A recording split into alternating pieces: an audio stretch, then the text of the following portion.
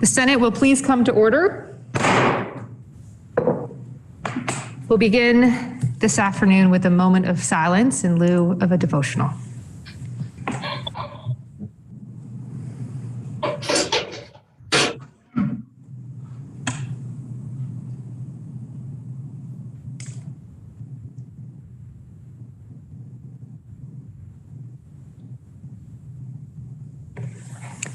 Thank you. Begin the announcements this afternoon. I do want to welcome Governor Jim Douglas and the Middlebury College Vermont Government and Politics class that is in the chamber today. Are there any announcements from senators? The senator from Washington is recognized. Thank you. I believe this is the appropriate time for a motion. It is, Senator. Okay, thank you.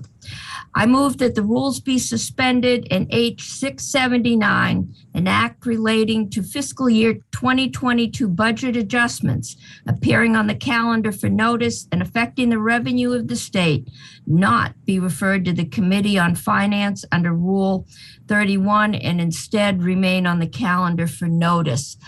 Explanation: this was a date that was meant to be changed. It's the health tax that goes into the health insurance, health technology fund.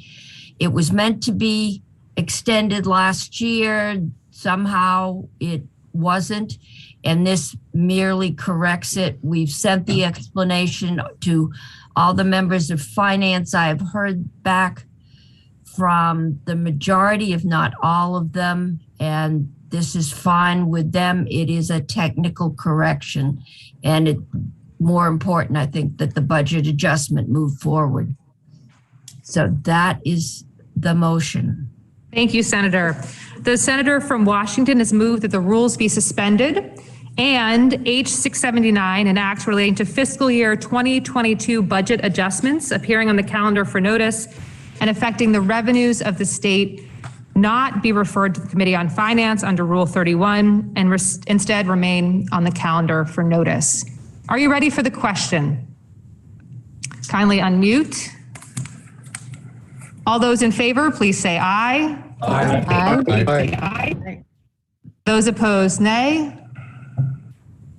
The ayes have it, and you've suspended the rules and not referred H679 to the Committee on Finance, which will instead remain on the calendar for notice. Are there any other announcements this morning? The senator from Chittenden is recognized. Thank you, Madam President. At this point, I would move that S10 be postponed for action until February 8th. And by explanation, there have been some changes made by the Appropriations Committee, and there's some other language our committee would like to take a little bit more testimony on. Thank you. Thank you, Senator. I just want to confirm it's S210, if I'm correct, an act relating to rental housing health and safety and affordable housing. Correct. Is that correct? Right. And we kindly reference the date again. February 8th. Thank you. The senator from Chittenden has moved that action on S210, an act relating to rental housing health and safety and affordable housing, be postponed until February 8th, 2022. Are you ready for the question?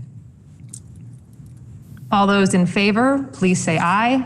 Aye. Aye. Those opposed, nay.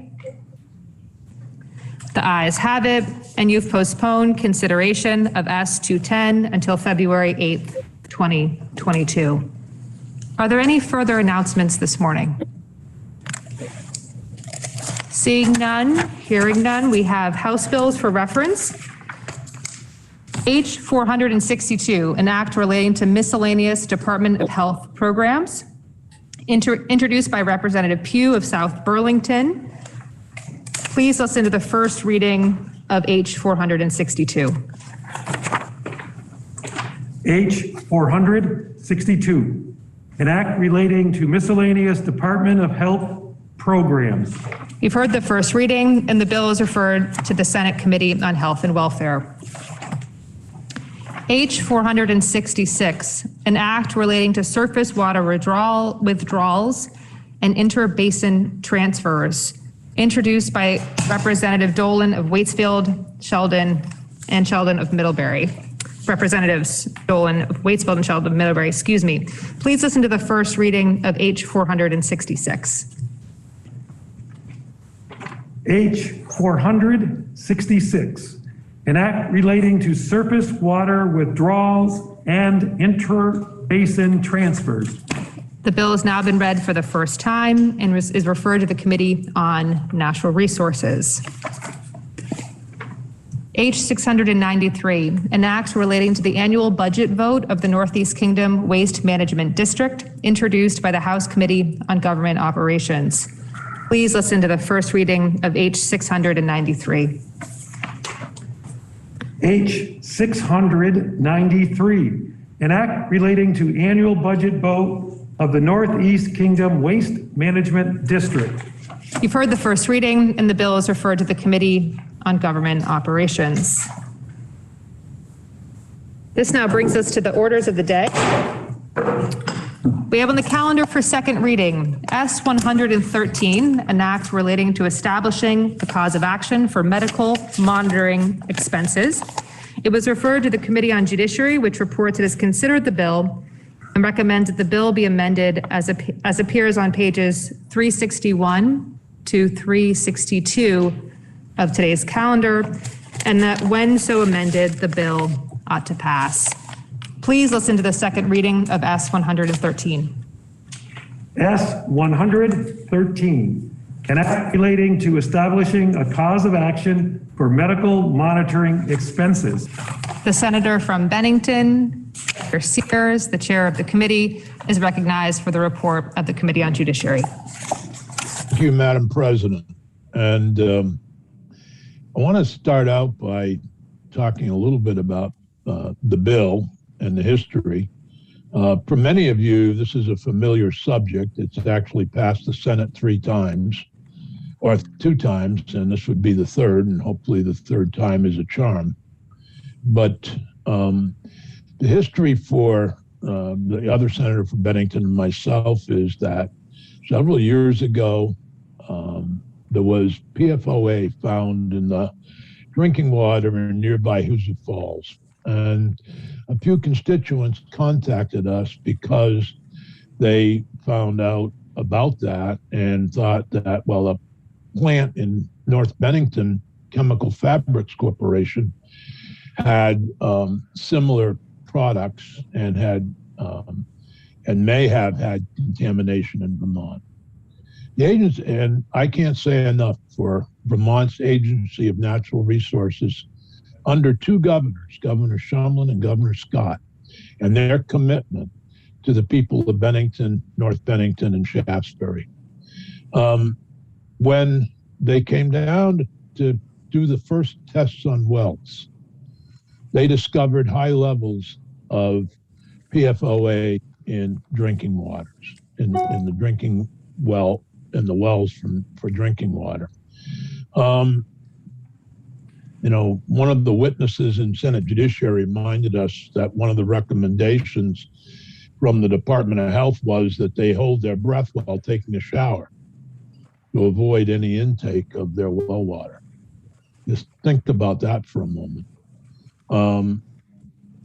Then, once it had been established that there was serious contamination in Bennington, in North Bennington and Shaftesbury, the Agency of Natural Resources went on and worked very hard to extend municipal water lines to affected parties.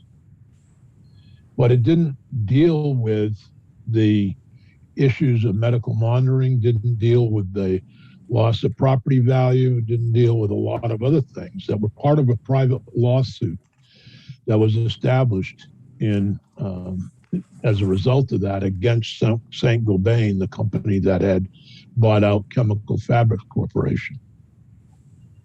The end result was a recent settlement in Sullivan v. St. Gobain that resulted, it was about a $34 million settlement.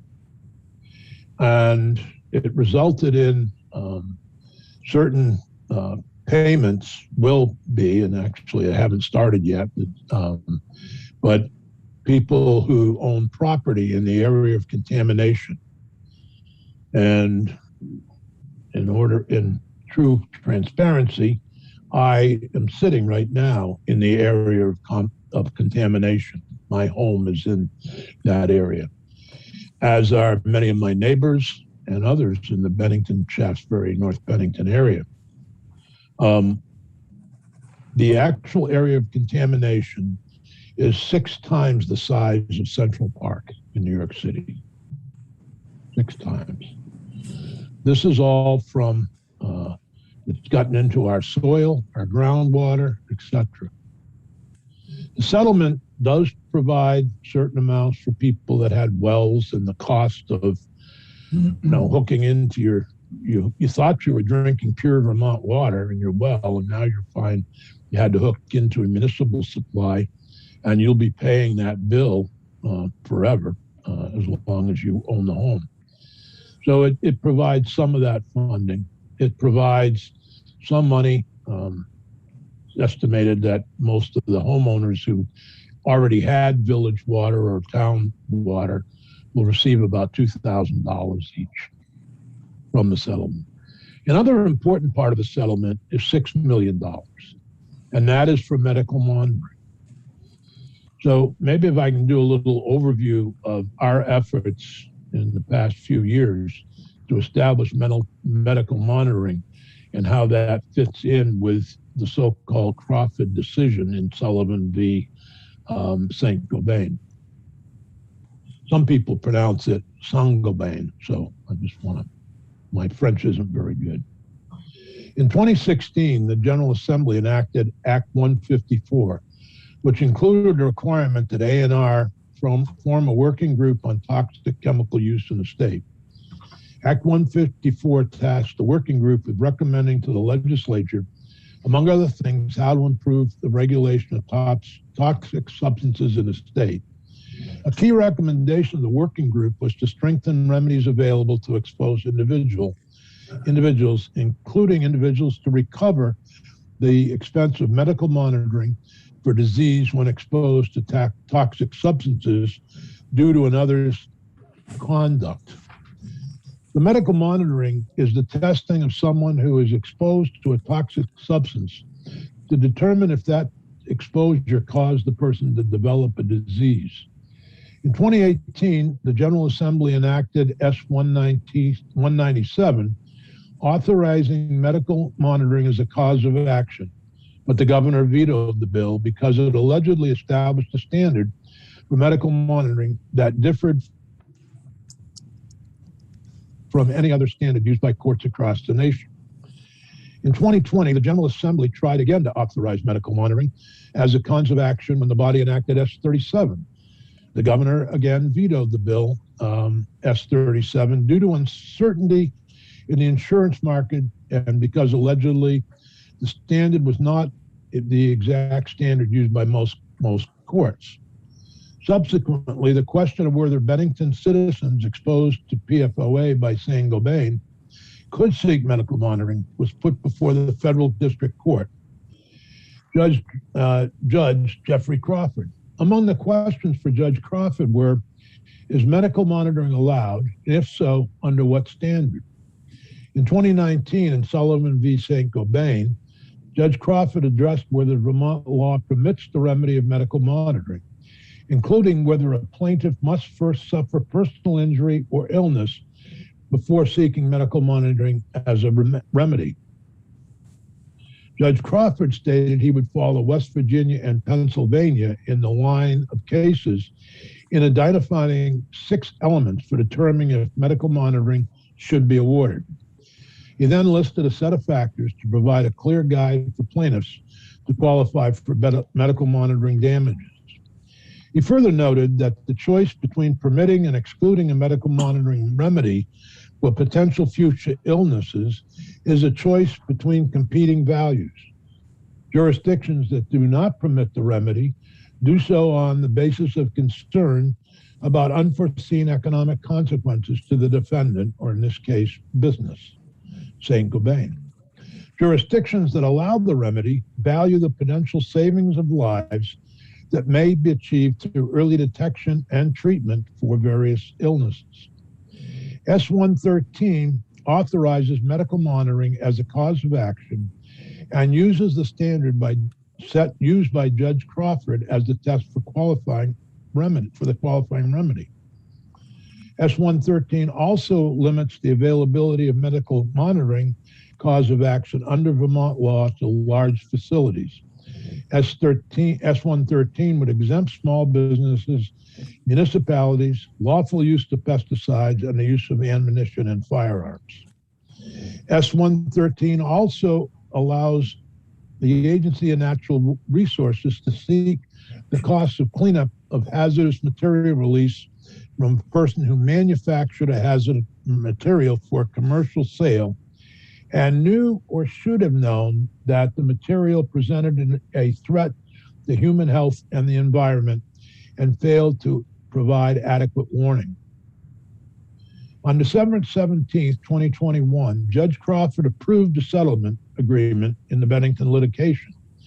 The settlement established a medical monitoring program for exposed citizens, but the settlement will not guarantee that medical monitoring will be available under state law for future exposed citizens, mainly because it was a settlement and not a case law, not a decision. So I'd like to walk through the bill, if I might, Madam Chair. And I'd also like to discuss the amendments, the three amendments that the Senate Judiciary Committee is offering as well. Certainly. Section 1 is the definitions for the chapter. Disease means any disease, illness, ailment, or adverse psychological or chemical change linked to the exposure to a proven toxic substance. Exposure, ingestion, inhalation, or absorption through any body service. Facility means all contiguous land structures over and improvements on the land where toxic substances are manufactured, processed, used, or stored. Municipal owned facilities are exempt. Under the Senate Judiciary Committee amendment, we make clear that at any one time, the business had 10 or more full-time or full-time equivalent employees that have been employed, or that is owned or operated person when all facilities or establishments the person owns or controls are aggregated has employed 500 employees at any one time. Medical monitoring, medical tests, or procedures for early detection of signs or symptoms of a latent disease resulting from exposure. Operator means a person who manages, conducts, or directs the operation of a facility. Owner is the person who owns or controls a facility. The owner is not a person who holds ownership to protect the security interest. Proven toxic substance means any substance, mixture, or compound that may cause personal injury or disease to humans and that satisfies one or more of the following. The substance is listed on EPA's list of lists. The substance is a hazardous material under state law. The substance has been determined by NIOSH or EPA testing to pose acute or chronic health hazards. The Vermont Department of Health issued a public health advisory for substance. The substance is a hazardous waste under state law, or exposure to the substance is shown by expert testimony to increase the risk of developing a latent disease. Properly and lawfully applied pesticides and ammunition and components thereof are not toxic substances. Release means any act or omission that allows a toxic substance to enter the air, land, surface water, or groundwater. Tortious conduct means negligence, trespass, nuisance, product liability, or common law liability for ultra-hazardous activity. Section 1 defines medical monitoring for exposure to toxic substances. Authorizes a person without a present injury or disease to bring a cause of action for the remedy of medical monitoring against the owner or operator of a large facility from which a proven toxic substance was released if all of the following are demonstrated by a preponderance of the evidence. Exposure at a rate significantly greater than general population to a proven toxic substance as a result of the tortious conduct of the defendant and as a proximate result of the exposure. That is our Second Amendment, Madam Chair. Adding the word proximate result of the exposure. Plaintiffs have suffered an increased risk of contracting a serious disease. The increased risk makes it medically necessary for plaintiffs to undergo periodic medical examination, different from that prescribed to the general population in the absence of exposure. And monitoring procedures exist that are reasonable in cost and safe for use. If medical monitoring damages are awarded, a court shall order the liable person to pay the award to a court-supervised medical monitoring program administered by a health official with expertise in toxic exposure or relevant latent disease. Upon award of medical monitoring damage, the court shall award the prevailing party reasonable attorney's fees and costs. Nothing in this new chapter authorizing medical monitoring damage precludes the pursuit of any other civil or injunctive remedy available under state statute or common law. The section does not increase remedies available under workers' compensation. I might add, Madam President, that in the case of the Crawford case, Sullivan v. St. Gobain, the Southwest Vermont Medical Center will be in charge of the medical monitoring for individuals who have been impacted by the toxic waste. Section 2 deals with the liability for hazardous materials release and an amends state law imposing strict liability for the cost of hazardous material release. Adds a manufacturer of a commercially available hazardous material to the list of persons potentially liable for a release. A manufacturer would be liable if they manufactured a hazardous material for commercial sale and knew or should have known the material presented a threat of harm to health or environment, and the material was released to the environment. A release is any intentional or unintentional act or omission resulting in the hazardous materials entering the environment. Liability is for the costs of response, investigation, removal, and remedial actions. The state brings the action. The section does not create a strict liability cause of action for an injury to a person. A manufacturer would not be liable if they demonstrate that they provided adequate warning of the harm posed by the hazardous material, known or should have known at the time the material was manufactured. A liable manufacturer cannot seek contribution or payment from any other potentially liable persons if the manufacturer knew of the harm and sold it without adequate warning. The liability should not be on the innocent person who purchased the product. Section 3 is the applicability of the liability. And notwithstanding the provisions that set of 1 VSA 2014 that acts of the General Assembly are prospective and not retroactive, a manufacturer's liability under Section 26615 for hazardous material would apply retroactively to releases occurring before the Act's effective date. This is consistent with liability for other persons liable for hazardous material leases, such as the Superfund that most of us are familiar with.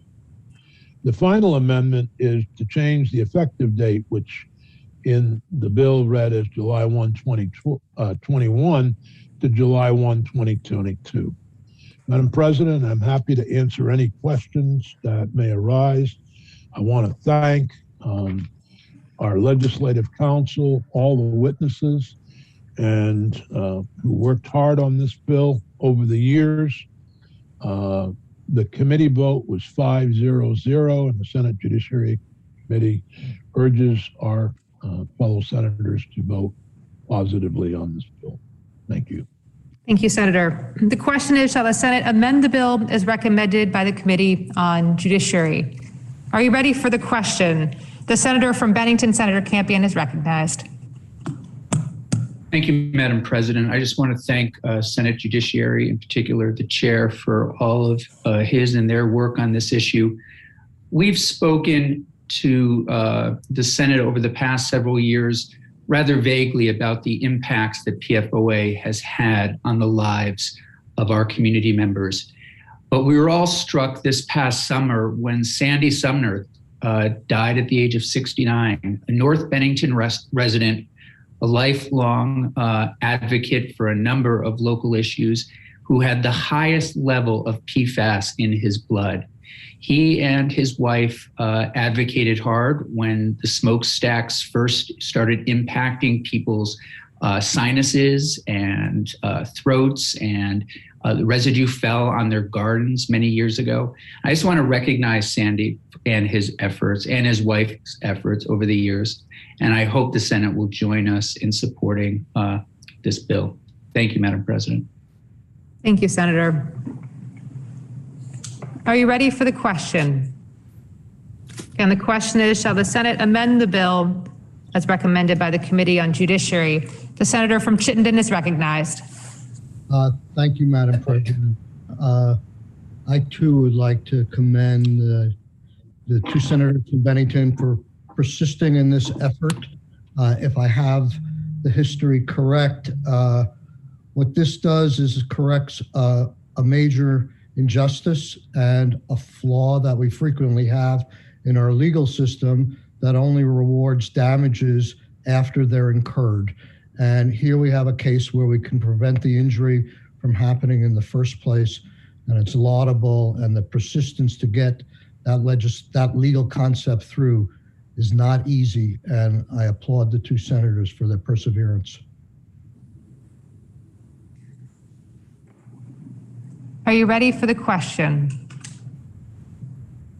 The question is, shall the Senate amend the bill as recommended by the Committee on Judiciary? Senators are kindly asked to unmute. All those in favor, please say aye. Aye. Aye. Those opposed, nay. The ayes have it, and you've amended the bill as recommended by the Committee on Judiciary. The question now is, shall the bill be read the third time? Are you ready for the question? The senator from Windham is recognized. Thank you, Madam President. I think it's really important to make clear, why is this issue so important to the Senate? Why is this the third time we've taken up this issue? That's because Vermonters deserve long-term protections from toxic chemicals that were put into their groundwater by polluters. And we know that exposure to PFOA, PFAS over certain levels can cause adverse health effects. We've talked about them, as the chair has said, for years here. But what I want to do is just take us through, when we talk about poor health effects, what are we talking about? We're talking about developmental effects impacting fetuses during pregnancy. We're talking about developmental effects when you are breastfeeding your infant, causing low weight, causing accelerated puberty or skeletal deformities. We're talking about liver damage. We're talking about damage to your immune system, damage to your thyroid, and even cancer. And we're talking about serious damage to your health that can be caused just by you going to your own tap to get a drink of water or filling up your children's water bottle. That is why we have continued to take this up. And I again thank the Committee for Judiciary for their perseverance. Thank you, Madam President. Thank you, Senator. The question is, shall the bill be read the third time? Are you ready for the question? All those in favor, please unmute and say aye. Aye. Aye. Those opposed, nay. The ayes have it, and you've ordered third reading of S 113. We have on the calendar today for third reading S 280, an act relating to miscellaneous changes to laws related to vehicles. Third reading was ordered on February 1st. Are there any amendments before third reading? Please listen to the third reading. Excuse me. Sorry, Senator. Madam President. Yes, the senator from Essex Orleans is recognized. Madam President, we wish to pass over S280 today. I probably should have announced it earlier. I apologize. We are still working on some questions to be answered that were raised yesterday on second reading. Without objection, we will pass over S280. Senator, please, no worries. Thank you. We have a few joint resolutions. JRS 39, joint resolution providing for a joint assembly for the election of 2 legislative trustees of the Vermont State Colleges Corporation. Please listen to the reading of the resolution by title only. JRS 39, joint resolution providing for a joint assembly for the election of 2 legislative trustees of the Vermont State Colleges Corporation. Now you've heard the reading of the resolution. The question is, shall the Senate adopt the resolution on its part? Are you ready for the question? All those in favor, please say aye. Aye. Aye. Those opposed, nay. The ayes have it, and you've adopted JRS 39. We also have JRS 40, joint resolution establishing a procedure for the conduct of the election of 2 legislative trustees of the Vermont State Colleges Corporation by plurality vote by the General Assembly in 2022. Please listen to a reading of JRS 40 by title only. JRS 40, joint resolution establishing a procedure for the conduct of the election of 2 legislative trustees of the Vermont State Colleges Corporation by plurality vote by the General Assembly in 2022. You've heard a reading of the resolution. The question is, shall the Senate adopt the resolution on its part? Are you ready for the question? All those in favor, please say aye. Aye. Aye.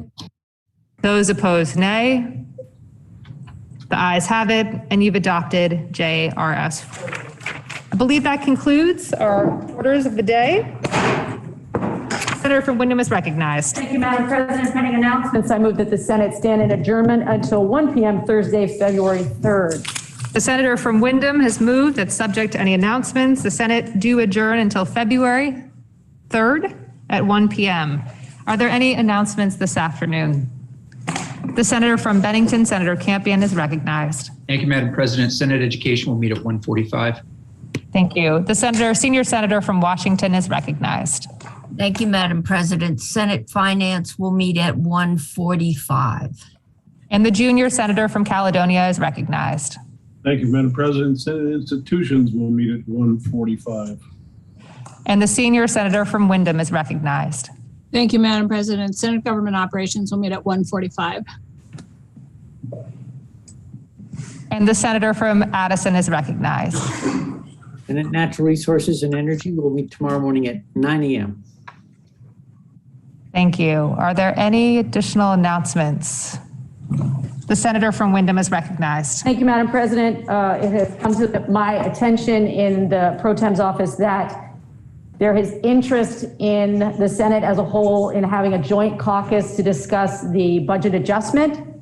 So tomorrow at 12:15 here in the chamber, we will be having a joint caucus to discuss budget adjustment led by the chair of appropriations, the senator from Caledonia, Senator Kitchell. Thank you. Seeing no further announcements, hearing no further announcements, the senator from Windham has moved that the Senate adjourn until Thursday, February 3rd at 1 p.m. Are you ready for the question? All those in favor, please say aye. Aye. Those opposed, nay. The ayes have